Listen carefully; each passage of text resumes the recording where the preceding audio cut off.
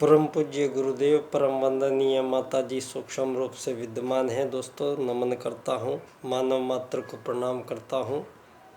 और मानवों के साथ साथ यहाँ जो जीवन के विभिन्न प्रकार से जो परमात्मा के वो स्वरूप, वो वही एक समान आत्माएं जो यहाँ विभिन्न प्रारूपों में जीवों के हमारे साथ साथ रह रही हैं। और वो सभी आत्माएं उसी एक परम सत्ता की अभिव्यक्ति हैं। और दोस्तों, यहाँ पर मानवों के समक्ष जब धरती पे मानवों का आगमन हुआ, तो यहाँ जब मानव जैसी सर्वश्रेष्ठ संरचना ईश्वर ने घड़ी है, तो इसको विशेष ही तो ये शरीर जो हमें दिखाई दे रहा है, अगर इसको जो आज के कार्यक्रमों के हिसाब से, जैसे आज कलयुग में जहाँ मानव की औसत आयु ही अधिकतम 74 साल, अमेरिका की वो इतना विकसित जो देश है, तो यहाँ पर इतनी विकसित आज मानव की उम्र 74 साल है अधिकतम। तो दोस्तों, यहाँ पर एक ही चीज़ से हम प्रारंभ करें, क्योंकि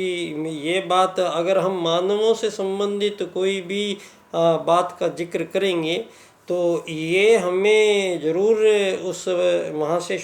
आरंभ करना पड़ेगा। क्योंकि यहाँ पर प्रारंभ काल में जब मानव धरती पे आए हैं, तो यहाँ कन्फर्मेशन हो जाना चाहिए था सारी दुनिया को, वो हम नहीं कर पाए हैं।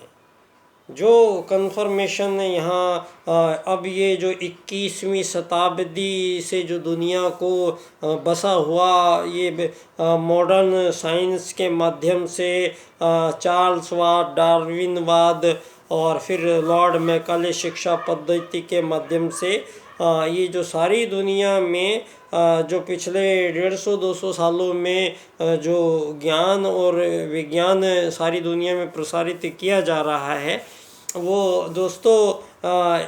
इस हिसाब से किया जा रहा है कि जैसे ये प्रत्यारोपित करना चाहते हैं लोग कि मानव का उदय धरती पे ईसा के साथ हुआ। तो यहाँ पर मैं सबसे क्षमा मांगते हुए खेद जताना चाहूँगा दोस्तों कि ये बहुत ही अधूरा और ऐसा अज्ञान के अधूरे अज्ञान पे खड़ी की हुई एक ऐसी राजनीतिक और धार्मिक बिसात जो आज 7 अरब लोगों को धरती पे यहाँ मानव जीवन के साथ उसके व्यावहारिक पक्ष का निर्माण करती हैं। आज की जो ये परिस्थितियाँ यहाँ पर बनाई गई हैं, तो दोस्तों मानव को समय काल और स्थिति के अनुसार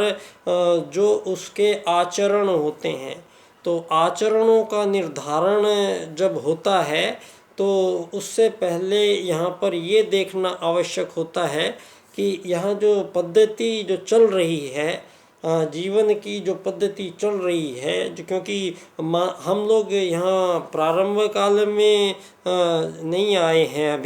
अभी हम बीच में मध्य काल में आए हैं। तो बीच में जब हम मानव यहाँ जन्म लेता है,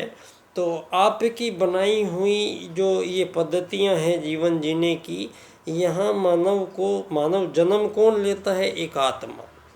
और जिस समय एक आत्मा उस बालक में धरती पे यहाँ आता है, तो वो बालक बिल्कुल एक कोरी किताब है, और उसके अंदर जो एक आत्मा है, उसके साथ उसके जन्मों जन्मों के संस्कार से बना हुआ उसका जो स्वयं का आत्मा है, जो आत्मा कितना मतलब स्ट्रॉन्ग बनता है। स्ट्रॉन्ग मतलब कि वो कितना परमात्मा की ओर जाता है। तो ये जो यहाँ पर जो जीवन पद्धति है, ये यहाँ पर 21वीं शताब्दी में लॉर्ड मैकाले शिक्षा पद्धति के माध्यम से मानव जीवन का प्रारंभ कोई अमीबा से और उससे जो बताया जाता है, तो यहाँ पर अभी नासा ने एक चित्र जारी करके थोड़े दिन पहले और सारी दुनिया के समक्ष नासा ने भगवान श्री राम के द्वारा बनाया हुआ जो राम सेतु है वो उसके चित्र नासा ने प्रसारित किए हैं। और ये कहा है कि ये 4,500 साल पुराना ये पुल है। तो ये प्रमाणित मानव निर्मित है। तो ये प्रमाणित वहीं पर हो गया है कि यहाँ पर भगवान श्री राम द्वारा जो बनाया हुआ जो पुल हम बताते आए हैं, जिसको अभी पिछली कांग्रेस की भारतीय सरकार हलफनामा पेश करके कहती है कि भगवान राम काल्पनिक चरित्र हैं। तो हमारा वो आज़ाद देश और हमारा वो सनातन भारत, तो हम ये देख सकते हैं कि हम पे शासन करने वाले लोग कैसे रहे हैं। तो क्योंकि ये पूरा का पूरा जो क्योंकि हम ये अधूरे अज्ञान पे टिका हुआ सारा का सारा पिछले 150 सालों में जो मानवों ने जीवन विकास किया है, जिसको जो मानव का विकास कह रहे हैं, तो ये मानव का विकास किन किन मूल्यों पे और किन किन बातों पे आधारित है, ये पूरा पश्चिम ने निर्माण किया है। और जबकि जीवन की परिभाषा क्या होती है ये दुनिया को भारत बताता रहा है दोस्तों, सनातन काल से ही। और यहाँ 2 वेद सूत्र हैं जिनका अनुपालन यहाँ पर सृष्टि का प्रत्येक जीव प्रत्येक काल में करता हुआ आपको दिखाई देगा। वो 2 सूत्र हैं, आत्मत सर्वभूतेषु और वसुधैव कुटुंबकम।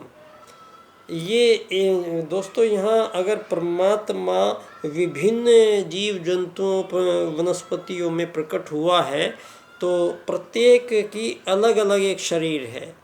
और अलग अलग शरीर रचना के हिसाब से उसके अंत अंग अवयवों की जो व्यवस्था है उन्हीं व्यवस्था के अनुसार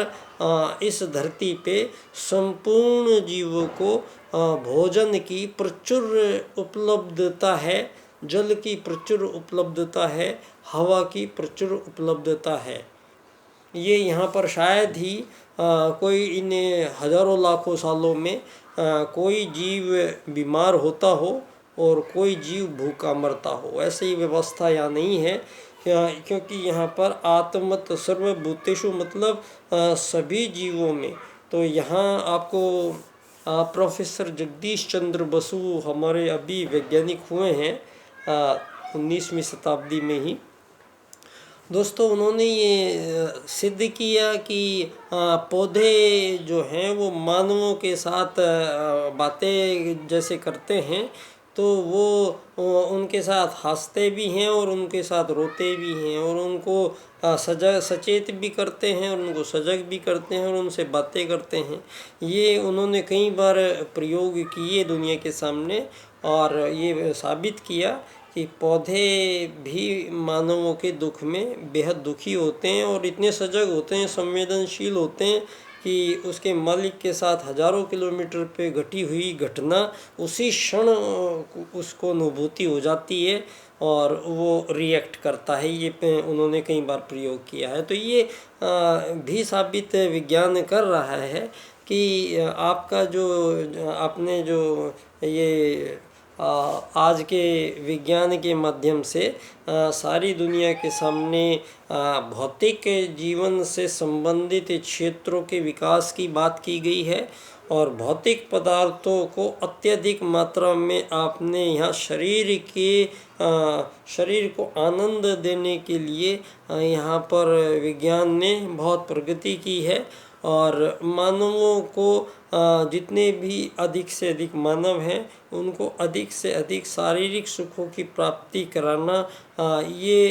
इस पूंजीवाद आधारित मतलब पूंजीवाद आधारित पद्धति का जन्म मानवों द्वारा ही धरती पे किया गया है। ये पंडित दीनदयाल उपाध्याय जी अर्थायाम आधारित एकात्म मानववाद की राजनीति में स्पष्ट कर देते हैं कि भारत का मौलिक जो विचार है, भारत का जो सनातन विचार है, वो विचार यहाँ पर जो जन्मा है वो विचार ये है कि मानव से कोई वस्तुओं का आदान प्रदान अगर करेगा मानव से कोई सेवा सहायता लेगा तो उसके बदले में कोई धन संपत्ति, रुपया पैसा, डॉलर लेने देने के पड़ेंगे, ये जो विचार जन्मा है ये हमारा विचार नहीं है, ये पश्चिम का विचार है। और भारत का जो मौलिक विचार है वो है जो सनातन काल से ही चलता रहा है, वस्तु विनिमय होता रहा है, एक दूसरे की मानव सेवा सहायता करता रहा है। इसका हमें शायद आप लोगों को ना ज्ञान होता, लेकिन दोस्तों मैं आपसे मेरे जो बाल्यकाल की जो मेरी उम्र है बचपन की, मैं उसको अगर आपसे मैं हूबहू व्यक्त करता हूँ। इसमें आपका ये पूंजीवाद क्या है और ये कैसे इसको लागू किया गया है ये आपके सबके स्पष्ट हो जाएगा। दोस्तों हम बचपन में जब अपने गांव में पश्चिमी उत्तर प्रदेश में बागपत ज़िले के, अब तो मेरठ था, पहले बागपत ज़िले के तुगरना मेरा गांव है, तो हम लोग शहर से थोड़ा काफ़ी दूर पड़ते हैं और यमुना नदी के थोड़ा करीब पड़ते हैं, उधर हरियाणा हो जाता है। तो वहाँ पर जब हम छोटे छोटे थे तो हम खेतों में जाते थे तो बैल और एक भैंसा जो हमारी वो बग्गी लेके जाता था, और बैल हम जब ही जोतते थे जब हल चलाना होता था या खेत को सपाट करना होता था। तो ये सबके घरों में अच्छे बैल और एक अच्छा भैंसा होना वो सबके पाया जाता था, सबकी वो बुग्गी थी। और दोस्तों उस समय ना तो कोई गांव में मोटरसाइकिल थी, न स्कूटर था, न रेडियो थी, न टेलीविज़न था, किसी प्रकार का कोई संसाधन नहीं था और लाइट भी नहीं थी गांव में उस समय। तो हम लोग वो मिट्टी का तेल आता था और उसकी वो डिबिया बना के, और मिट्टी के तेल की डिबिया में हम लोग बचपन में पढ़ना प्रारंभ भी किए और उसी डिबिया से हम लोग सारा काम चलाते थे। तो उस समय हमारे पास कोई संसाधन नहीं थे, हम किसान आदमी थे, तो हमारे ज़मीनें जो थी हम उसमें गेहूँ उगाते थे। और तो दोस्तों जब हम गेहूँ उगाते थे तो हमारे गेहूँ के बड़े बड़े ढेर लग जाते थे, 2-3 ढेर लग जाते थे। तो मैंने देखा कि बचपन में जब उस समय वो गेहूँ हो गया तो वहाँ एक हमारे जो साफ़ सफाई करने आता है वो आदमी आया बोरे लेके, वहाँ पे फिर एक नाई आया, एक फिर वहाँ पे कुम्हार आया, फिर एक लोहार आया, फिर एक वहाँ पे सेठ जी आए, फिर जो बच्चों को पढ़ाते थे मास्टर जी आए, फिर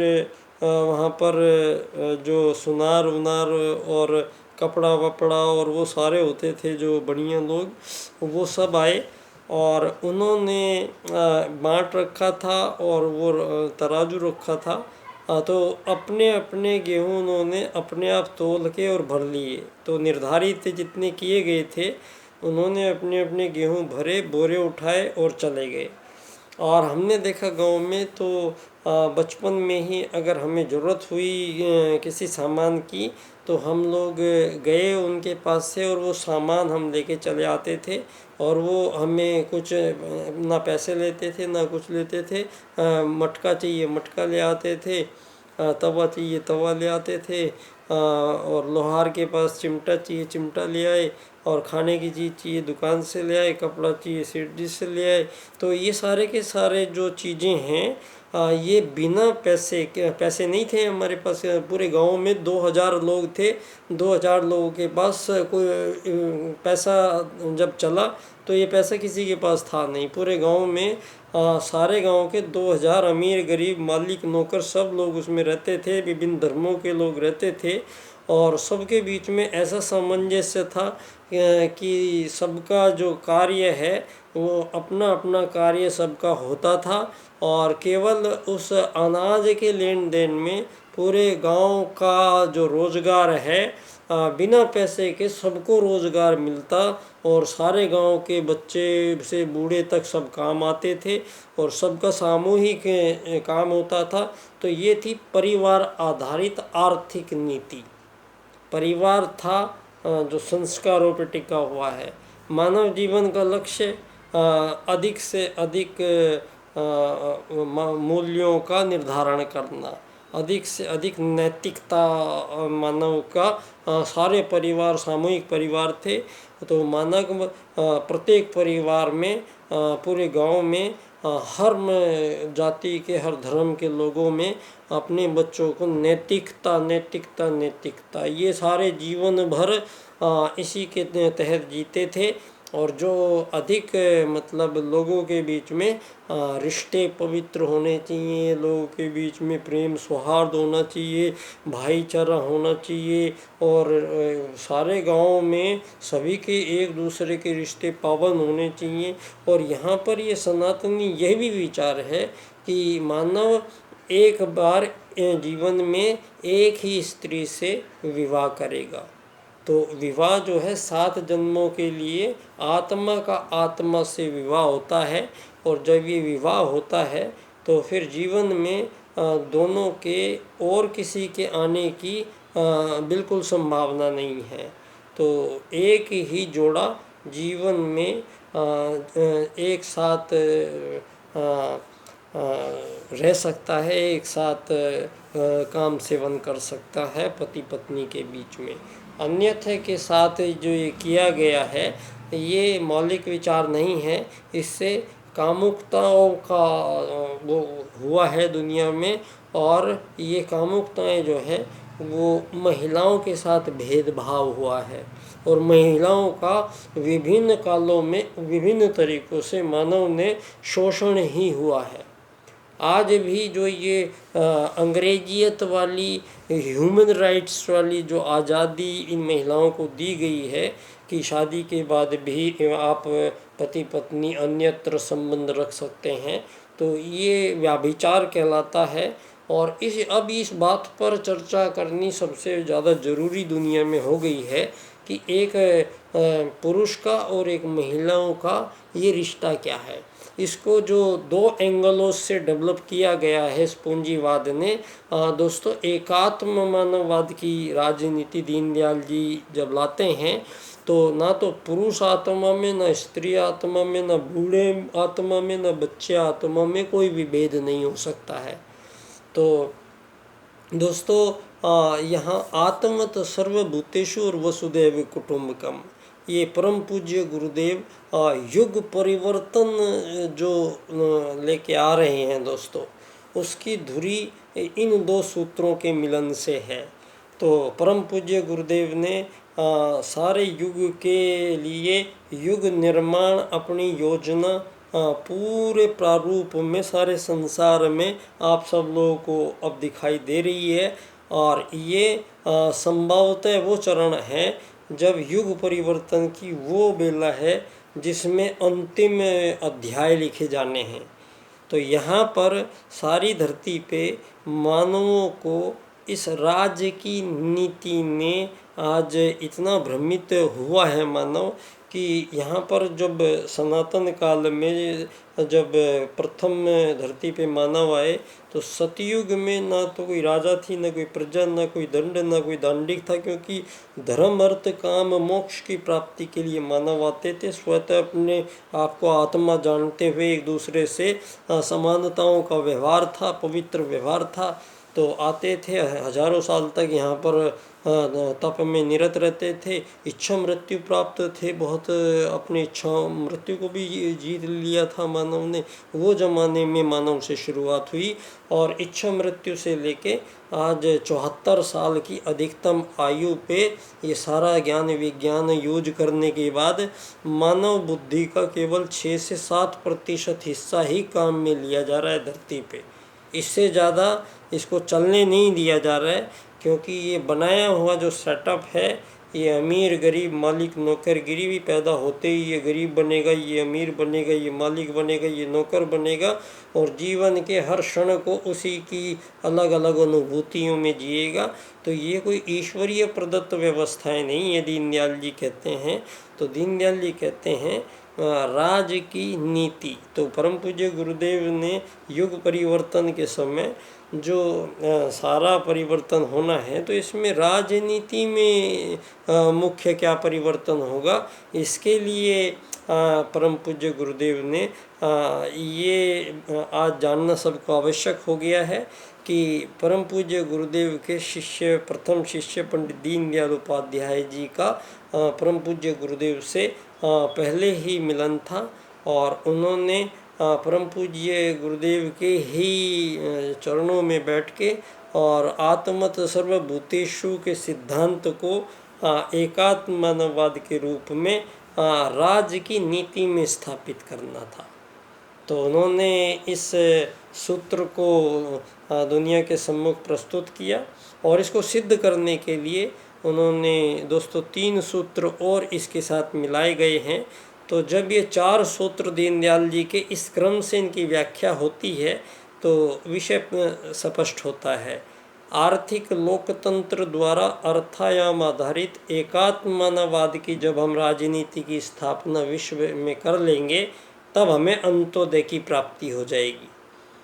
और आत्मत सर्वभूतेषु वसुधैव कुटुम्बकम को अलग अलग नहीं लिख सकते, इन दोनों को मिलान करना जरूरी है। और इसका मिलान करने के लिए आत्मत सर्वभूतेषु को इस बार राजनीति में अप्लाई करना है, एकात्म मानववाद की राजनीति के रूप में। तब आप कहते हैं समग्र, ये वैश्वीकरण आप लोग पश्चिम वाले कहते हैं, तो वैश्वीकरण होता है लेकिन ये होगा समग्र व संपूर्ण। फिर ये कोई सीमा रेखाएं नहीं हैं धरती पे। ये जो सेटअप है आपका, ये पूरा सेटअप पंडित दीनदयाल उपाध्याय जी के ये 4 सूत्र, आपका पूरा सेटअप जो है अमीरी गरीबी मालिक नौकरगिरी से बनाया गया, ये 7 अरबों के लिए जो जीवन का पैकेज दिया है, एक ऐसा पैकेज बनाया है दीनदयाल उपाध्याय जी ने जहाँ धन की ना तो किसी को कमी रहेगी जीवन में, ना किसी के पास अधिक होगा। तो इसकी आवश्यकता को ही ख़त्म कर दिया है दीनदयाल जी ने। दीनदयाल जी कहते हैं एकात्म मानववाद की राजनीति में सारे विश्व के 7 अरब लोगों को हम स्थापित कर रहे हैं। तो उससे पहले 7 अरब लोगों को जो आज तक धरती पे मानव शरीर होने का दंड मिला है, जिसकी वजह से मानव द्वारा मानव का शोषण, वध, युद्ध आज तक जारी है,